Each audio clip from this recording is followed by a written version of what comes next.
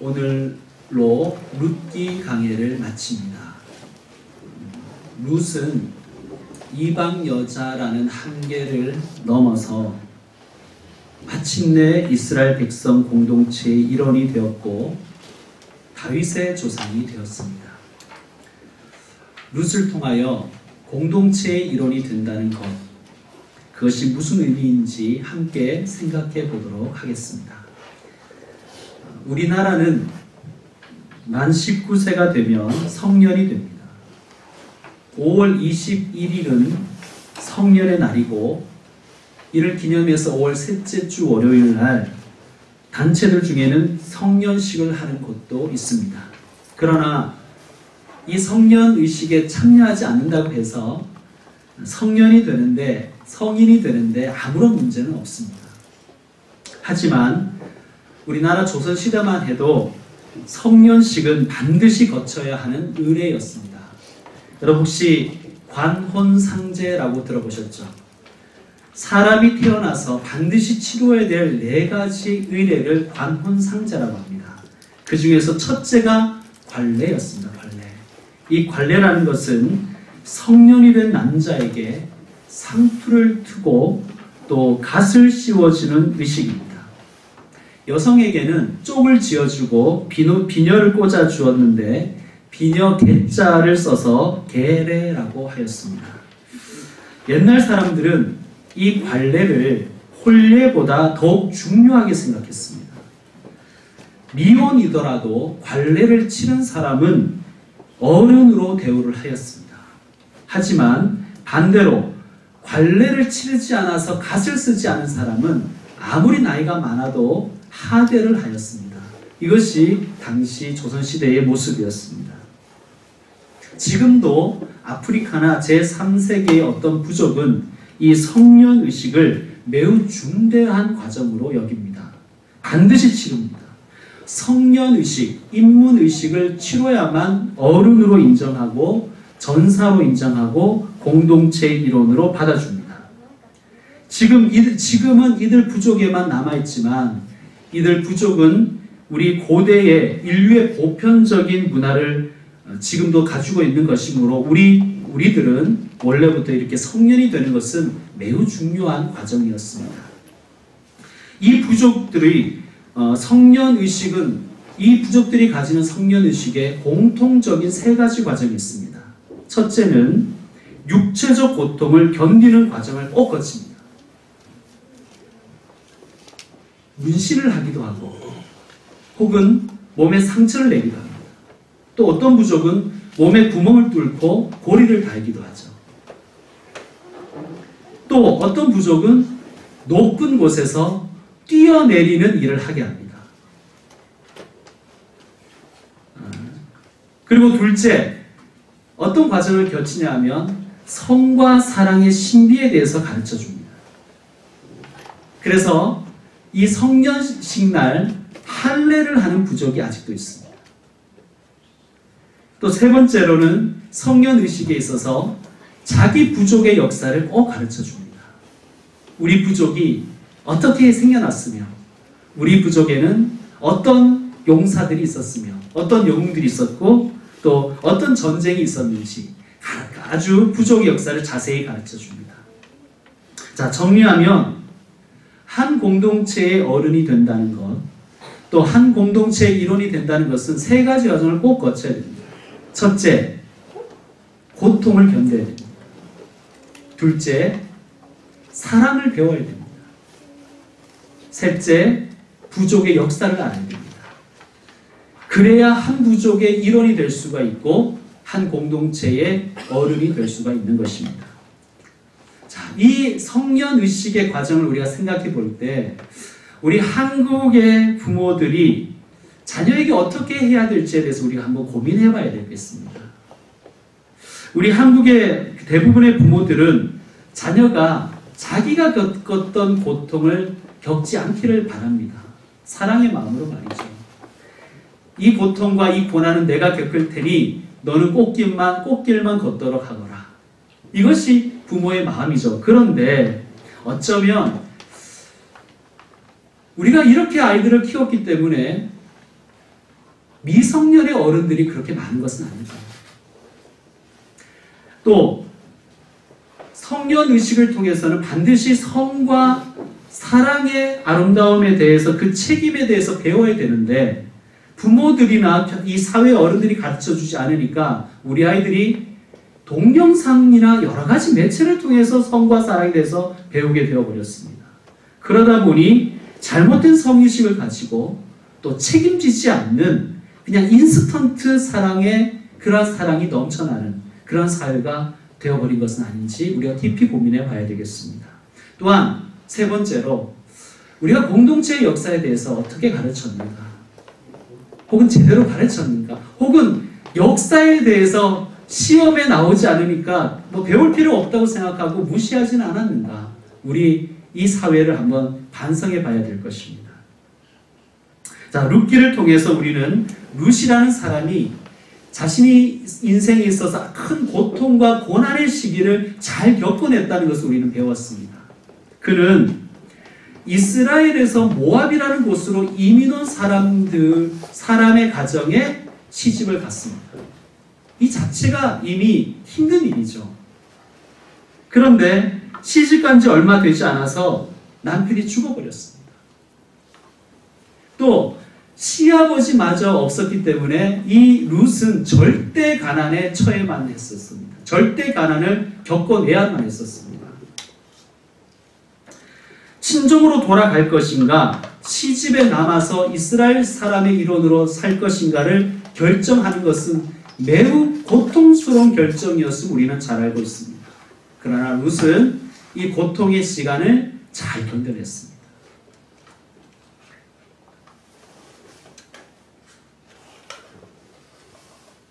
또 이스라엘 땅에서 이방 사람, 특별히 이방 여인으로 산다는 것은 쉬운 일이 아닙니다. 왜냐하면 편견과 또 차별을 견뎌내야 되거든요. 이것은 그에게 있어서 심리적으로 매우 큰 고통의 시간이었을 것입니다. 룻은 잘 견뎌냈습니다. 또 우리가 계속해서 살펴보았지만 보아스와 룻은 이 만남에서 결혼에 이어진 이 과정을 통해서 아름다운 사랑을 키워나갔습니다. 이 두 사람은 서로를 배려하죠. 그리고 서로 기다려줍니다. 그리고 책임져 줍니다. 자, 이들의 사랑을 통해서 우리가 무엇을 배웠습니까? 사랑은 배려하는 것임을 배웠습니다. 그리고 사랑은 기다리는 것임을 배웠습니다. 또 사랑은 책임지는 것이 사랑이라는 것을 우리는 함께 배웠습니다. 또한 오늘 우리가 읽은 말씀처럼 룻기의 제일 마지막은 족보 이야기로 끝나요. 어쩌면 룻기의 저자는 이 족보 이야기를 하려고, 이 계보 이야기를 하려고 독자들을 여기까지 끌고 왔는지도 모르겠습니다. 자, 이 계보가 어떻게 시작됩니까? 18절, 4장 18절을 보면 누구부터 시작하죠? 베레스라는 사람부터 시작합니다. 여러분, 이것은요 매우 중요한 일이에요. 아니, 아브라함부터 시작할 수도 있고, 또 이 가문이 유다 가문이거든요. 유다 지파거든요. 유다부터 시작할 수도 있어요. 그런데 이 룻기의 저자는 베레스부터 시작합니다. 이런 것들을 가지고 우리는 역사관이라 그러는 거예요. 이 사람 왜 베레스부터 시작됐는가? 그 순서를 우리는 살펴볼 필요가 있어요. 베레스 다음이 누구죠? 헤스론. 그 다음이 나손, 살몬, 그리고 보아스입니다. 보아스가 몇 번째죠? 7번째. 7이라는 숫자는 매우 의미가 있는 거예요. 그냥 우연히 그냥 쓰다 보니까 보아스가 7차례에 간 게 아니라 이 룻기의 저자는 매우 중요한 메시지를 여기에 담는 겁니다. 자, 보아스 다음이 누구입니까? 오벳 다음이 이세 다음이 다윗입니다. 다윗이 몇 번째예요? 10번째. 여러분, 성서에는 숫자가 자주 등장합니다. 또 순서도 매우 자주 등장해요. 하나님은요 숫자와 순서에 매우 관심이 많으십니다. 우리 간혹 오해하는 게 있어요. 하나님은 숫자에 별로 관심이 없을 것 같죠? 아니에요. 하나님은 숫자에 관심이 매우 많으십니다. 성서의 숫자나 순서는 상징적인 의미들이 있는 거예요. 자, 7. 럭키 세븐이 아니고 7은 성경에 있어서 충만의 의미를 가지고 있어요. 충만. 그리고 완전수라고 그러죠. 완전의 의미를 가지고 있어요. 땅의 숫자가 뭔지 아세요? 혹시 땅을 의미하는 숫자 4입니다. 4. 왜 그럴까요? 동서남북. 이 과거의 사람들은 땅이 네모나다고 생각했거든요. 그래서 땅의 숫자는 4입니다. 하늘의 숫자는 3입니다. 3. 하나님은 삼위일체 하나님이시죠. 하나님을 찬양할 때 언제나 3번 찬양합니다. 거룩, 거룩, 거룩. 이 3은 신의 숫자였습니다. 그래서 4와 3. 이것이 온 우주를 뜻하고 이것은 완전하고 충만한 숫자입니다. 창조의 숫자죠. 하나님께서 7일 만에 세상을 완벽하게 만드셨습니다. 자, 10은 뭘까요? 10은. 10이라는 것은요, 한 시대, 한 역사의 주기를 의미합니다. 아담부터 노아까지가 몇 세대인지 아세요, 혹시? 10대입니다. 10세대입니다. 10세대. 또 셈부터 아브라함까지가 10세대입니다. 그러므로 룻기 마지막에 이 룻기의 저자가 족보를 다루면서 베레스부터 시작했다는 것은 매우 중요한 의미가 있는 거예요. 보아스라는 사람, 그리고 다윗이라는 사람을 몇 번째에 배치했는가, 이것은 그 의미가 깊다는 것입니다. 여러분, 우리도 그렇잖아요. 우리도 요즘에도 어떤 행사에 여러분이 갔을 때 중요한 사람부터 이렇게 자리에 앉히거나 이름을 써 놓잖아요. 순서는 그래서 중요한 거예요. 자, 그리고 또 하나 봐야 될 것은, 자, 이스라엘이 존경하고 사랑하고 그리워하는 이 다윗이라는 왕을 소개하면서, 그 가문을 소개하면서 그들이 그토록 무시하고 혐오하는 이방 여자의 이야기를 쓰고 있다는 것입니다. 또 제가 이제 다 설명드릴 수는 없지만 이 베레스라는 사람이 출생의 비밀을 여러분이 아시면 매우 충격을 받으실지도 모르겠습니다. 자, 이 모든 이야기를 성경은 있는 그대로 쓰고 있어요. 역사에 있어서 이건 매우 중요한 문제입니다. 성경은요, 여러분께서 성경을 한번 읽어보시면 알겠지만 성경은 다른 여타의 종교의 경전과 달리 수많은 인간들의 실수의 이야기도 다 담고 있습니다. 뭐 이런 것까지 쓸 필요가 있을까 싶을 정도까지 다 적고 있어요. 성경은 인간에 대해서 축소하지도 않고 과장하지도 않고 삭제하지도 않고 미화하지도 않습니다. 있는 그대로 다 기술합니다. 그것이 역사입니다. 우리는 일본의 역사의식을 매우 우려하죠. 매우 비판합니다. 왜 그렇습니까? 일본은 자신들의 역사를 왜곡하고 미화하며 심지어 자신들이 생각하기에 부끄럽다고 생각하는 역사를 삭제하기까지 합니다. 어디 일본만 그렇겠습니까? 우리나라도 그러한 우를 범할 때가 많습니다. 여러분, 자랑스러운 역사만이 역사가 아니에요. 여러분의 가정, 여러분의 가문에 자랑스러운 일들만 여러분의 역사는 아닙니다. 때로는 밝히기 어려운 그런 부끄러운 일들도 그 역사도 우리의 역사입니다. 이걸 그대로 배워나가는 것이 참된 역사의 배움입니다. 어쩌면 이 시대에 우리에게 꼭 필요한 것이 있는 그대로 역사를 배워나가는 그 역사의식과 시대의식일 것입니다. 여러분, 성경을 한번 쭉 읽어보십시오. 인간의 실패가 고스란히 남겨져 있습니다. 아, 이 사람이 이런 사람이었단 말인가? 왜 그럴까요? 역사를 알아야 어른이 되기 때문입니다. 역사를 알아야 공동체 일원이 될 수 있습니다. 자, 이 모든 과정을 다 겪으면서 이 룻기는, 오늘 말씀에서 룻기는 사람들이, 이웃 사람들이 혹은 여인들이 축복하는 장면을 마지막에 기록해 놓습니다. 고통을 겪어냈고, 혹은 지금도 고통을 겪고 있고, 또 사랑에 대해서 배워나가고, 또 사랑에 대해서 배운 사람들, 또 역사에 대해서 알고 역사에 대해서 배워나가는 사람들이 축복하는 장면이 나와요. 자, 뭐라고 축복하는지 한번 봅시다. 11절. 11절 끝에 보면 이렇게 축복합니다. 네가, 이건 보아스를 향한 축복이에요. 내가 에브랏에서 유력하고 베들레헴에서 유명하게 하시기를 원하며. 네가 유력하게 되고 유명하게 되기를 원한다. 축복합니다. 또 14절에도 보면 그 태어난 아기 오벳을 또 축복합니다. 뭐라고 축복하죠? 마지막에 보면 이 아이의 이름이 이스라엘 중에 유명하게 되기를 원하노라. 축복합니다. 15절에는 그 축복이 매우 독특한데 이것은 나오미를 향한 축복이에요. 뭐라고 축복하냐 하면 이는 누구냐 하면 오벳이라는 태어난 아기예요. 아기가 너는 나오미예요. 나오미. 너 내 생명의 회복자이며 내 노년의 봉양자라. 그러면서 또 룻도 축복하는데 간접적으로 룻을 뭐라고 축복하냐 하면 곧 너를 사랑하며 7 아들보다 귀한 내 며느리가 낳은 자로다. 축복하잖아요. 공동체의 일원이 된 사람을 지금 모든 공동체원들이 나와서 축복하고 있습니다. 네가 유력하게 되기를 원한다. 네가 유명해지기를 원한다. 또 이 아이가 너의 생명의 회복자가 되기를 원하고 너의 노년의 봉양자가 되기를 원한다. 생명의 회복자, 노년의 봉양자. 아니 갓 태어난 아기에게 너무 무거운 짐 지우는 것이 아닙니까? 라고 힐문하는 분도 계실지도 모르겠습니다.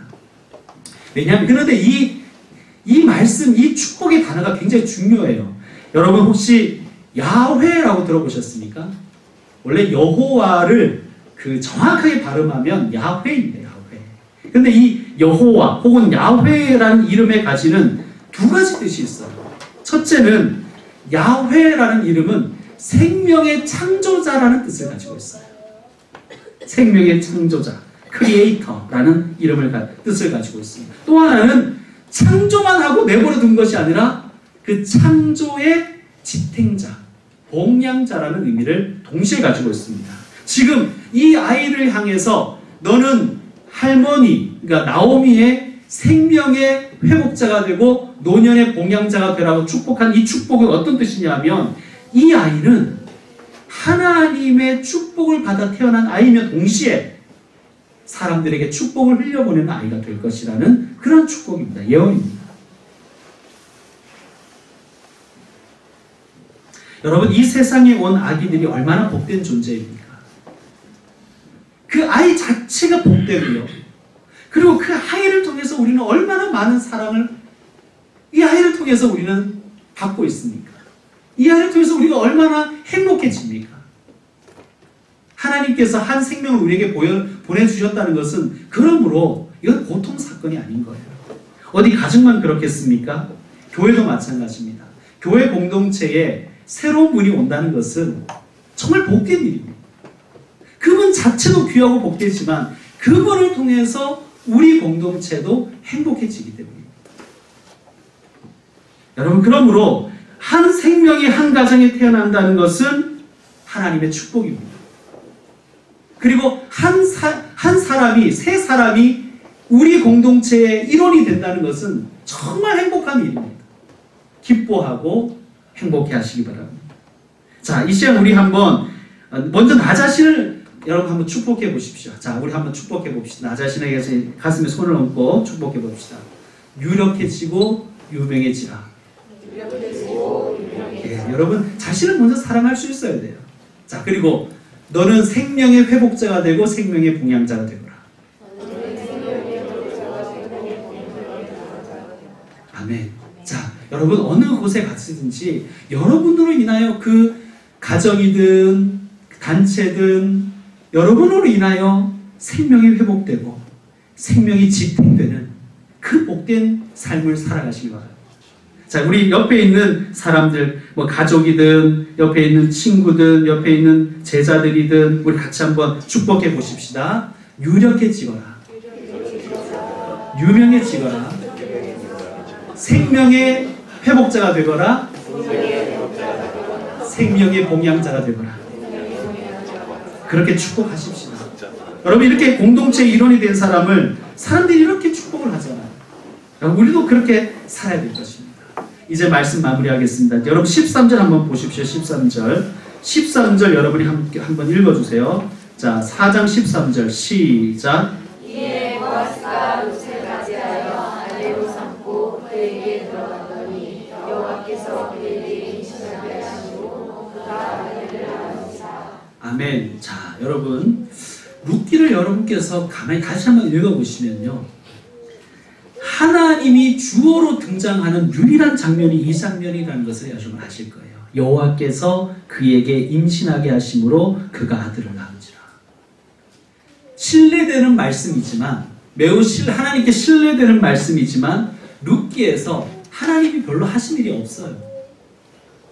룻기에서 하나님이 하신 최초의 일, 유일한 일은 룻을 임신하게 하신 일이에요. 대를 잇게 하셨다는 말씀입니다. 룻만 공동체의 일원이 된 게 아니라 룻을 통하여 태어난 아기가 그 가정의 대를 잇고 또한 그 공동체의 일원이 되었다는 거예요. 여러분, 이 가정에 하나님의 축복입니다. 그리고 계속해서 새로운 사람이 여러분을 통하여 하나님의 사람이 되고 하나님 앞에 나오고 또 주님의 제자가 되는 것, 제자를 재생산하는 것, 이것이 하나님의 크신 계획과 뜻에 있는 것입니다. 우리가 이제 설교 전에도 불렀고 이제 설교 후에도 부를 찬양의 가사가 그런 거잖아요. 하나님께서 아주 오래전부터 계획을 가지고 있었다는 거예요. 여러분이 이 땅에 온 것이 그냥 우연히 온 게 아니라는 것입니다. 여러분께서 이 자리에 지금 예배 드리러 온 이것이 그냥 여러분이 세상에서 막 굴러다니다가 우연히 이 자리에 온 게 아니라는 거예요.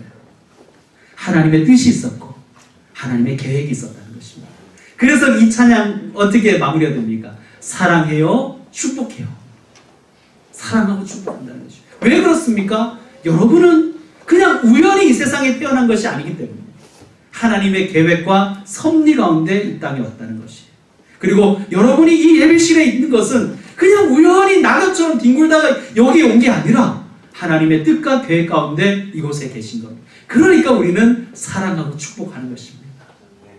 여러분, 그러므로 여러분은 하나님의 계획과 섭리 가운데 있음을 믿고 여러분 스스로를 축복하시고 여러분의 공동체, 가정과 교회와 사회와 직장을 축복하시길 바랍니다. 하나님, 제가 유력해지고 유명해지길 원합니다. 그리고 내가 생명의 회복자가 되고 생명의 봉양자 되길 원합니다. 그리고 내 아들이, 내 딸이, 또 내 남편과 내 아내가, 또 우리 가정이, 우리 교회가 유력해지고 유명해지길 원합니다. 여러분, 저도 유명한 목사가 되고 싶습니다. 이상한 이름으로 유명해지는 게 아니라 아름다운 이름으로 유명한 목사가 좀 됐으면 좋겠습니다. 여러분도 마찬가지입니다. 여러분, 좋은 이름, 아름다운 이름으로 유명해지십시오. 유력해지십시오. 그리고 여러분으로 인하여 여러분이 속한 곳이 회복되고 지탱되는 참 아름다운 일들이 많아지기를 원합니다. 그러므로 이제 오늘 배운 내용을 이제 마지막으로 말씀드리고 이제 마치려고 하는데요. 이것을 위해서는 우리가 세 가지를 꼭 겪어내야 됩니다. 고난과 고통을 꼭 겪어내야 됩니다. 여러분, 우리 혹시 여러분 가정도 마찬가지겠지만 우리 조금 축소해서요, 우리 교회 공동체 안에서 혹시 고통과 고난이 있을 때 우리 같이 한번 같이 겪어내고 견뎌냅시다.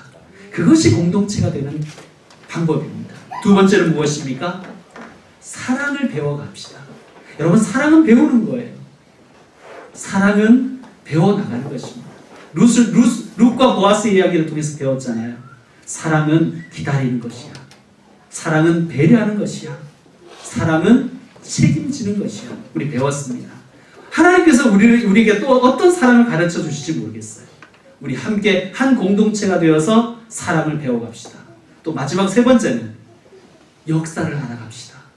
교회의 역사를 알아가고 또 우리 지교회인 우리 김포평강교회의 역사도 함께 알아가고 이 나라의 역사도 알고 교회의 역사도 알아가면서 하나님께서 이 땅 가운데 어떻게 섭리하셨는지 어떻게 일하셨는지를 알아가는 것, 그것이 공동체가 되는 방법입니다.